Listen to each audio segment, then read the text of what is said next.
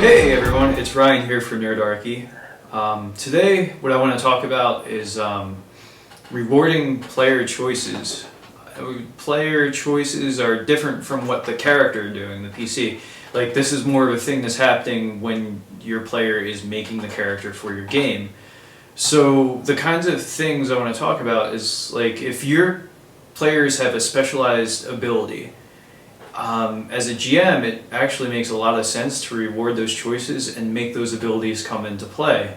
It's kind of like if anybody's ever done like a sales or marketing type of job, where you're selling people on things.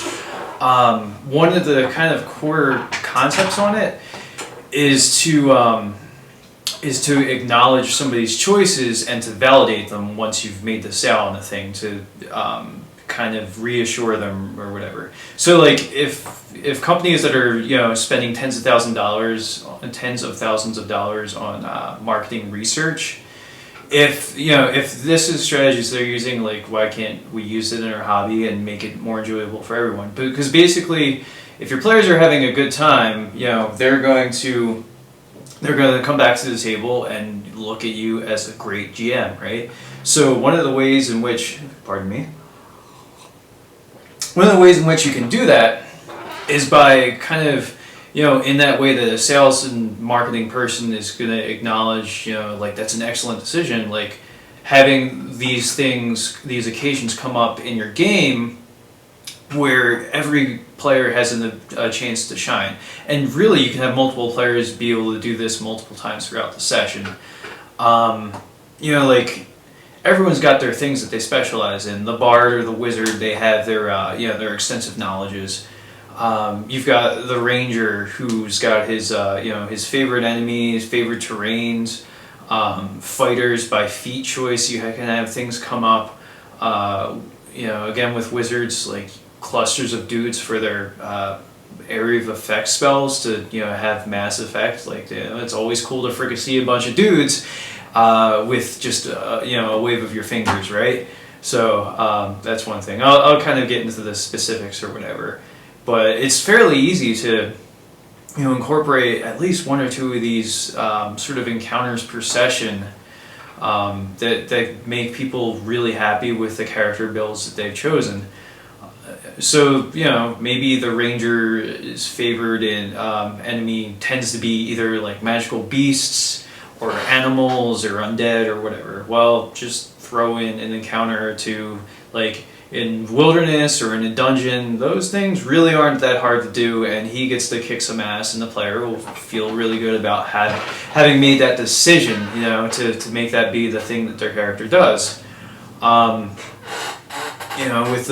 With the fighter, like, to get his cleave off, maybe the encounter happens in a smaller room or whatever. And like the thing about some GMs are a little more, have more of an antagonistic approach or adversarial approach to the way they're creating material, which, I don't know, it just seems really silly. But anyway, like, none of the bad guys, unless they've encountered your PCs before, like your player characters, none of the bad guys are going to know their capabilities, So, like, better not stand next to each other or the fighter's going to be able to cleave us. No, like, they're just going to step up, 5-foot step, and go in full attack if they get multiple attacks, whatever, because they're going to fight to be the most effective that they can be. And then maybe they'll start 5-foot stepping around the guy, the fighter, to get flank or whatever, because, that's what a human level intelligence person or even animals tend to do anyway. But, like, to create your encounter specifically to spite and counter what your player characters can do, that's just, like, it's lousy GMing. Like, you want to make things hard for sure. Like, I don't want to ever have my players feel like they've walked through encounters or it was a gimme or whatever. But there's a way to balance the challenges, the challenges versus the I guess the perceived ease of the encounter. So, like, we'll get back to the fighter. Like, give them opportunities to use cleave, or following step's a great one. You have a caster get ready to cast in the fighter's face. He sees the fighter's right there. he 5 foot steps back, and then his eyes go freaking shock white when the fighter also steps up to him. So then he still has to try and cast defensively to not get punched in the face for casting in the fighter's face.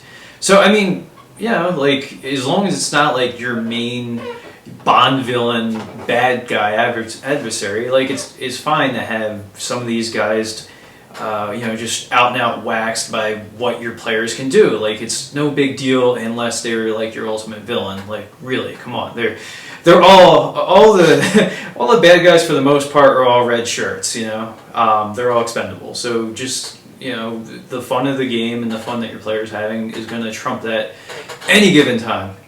So yeah, a great thing you can do is with bards and wizards, like it always comes up that they can drop a knowledge check or whatever, and sometimes it's cool to even have things, where it's out of combat things. Like shoot, if you're a GM and like you feel like you have all this great lore that you never have a chance to like explicate to your characters, because it's not like you're gonna go on a monologue. There's no way to convey this stuff, but shoot, the bard or the wizard who's heavily invested in having knowledges, which they should, they're like your best friend, because you get to like tell all these things through those characters that you've built, all these really cool things that you've built into your game that you don't really have a way to channel into your game. Well, these guys give you a great excuse to do it, and your players of those characters are going to feel important because they're the one that are able to relate this information to the rest of the party. They can only get it through them. So again, you're like rewarding the player, not the character, the player decisions to make that character. Thieves need traps to find, so having that, because it's a special thing that only they can do. So throw in the trap for 2 and reward them. I mean, you also get to punish them when they F up, but that's the fun of it. When you take an arrow in the friggin' hand for like totally failing to make that trap disable thing. It's just part of the fun of the game too, is to get hosed when something goes horribly wrong. Like we've all had those times around the table, our equivalents of kind of chanting death rolls. We had a GM who basically somebody found a magic item. It was the excuse me, I'll take a drink and then relay it. It was the White Satan book. Like this book, it was this magic book that this magic user character was reading, and every time the book got like a new title or appellation to it, because it was like the white book, and then it was like the White Satan book, and then it was like the White Evil Satan book, because every time he would gain abilities and stuff, or lose abilities or take ability damage depending on how he rolled. Basically he was rolling for his character's life every single time he opened this book. Death roll, the chant of death rolls kind of got me on that tangent, but that was ridiculous. But anyway, Steve, that was really ridiculous, man. But anyway, so getting back to the thing we're talking about, as far as rewarding the player choices,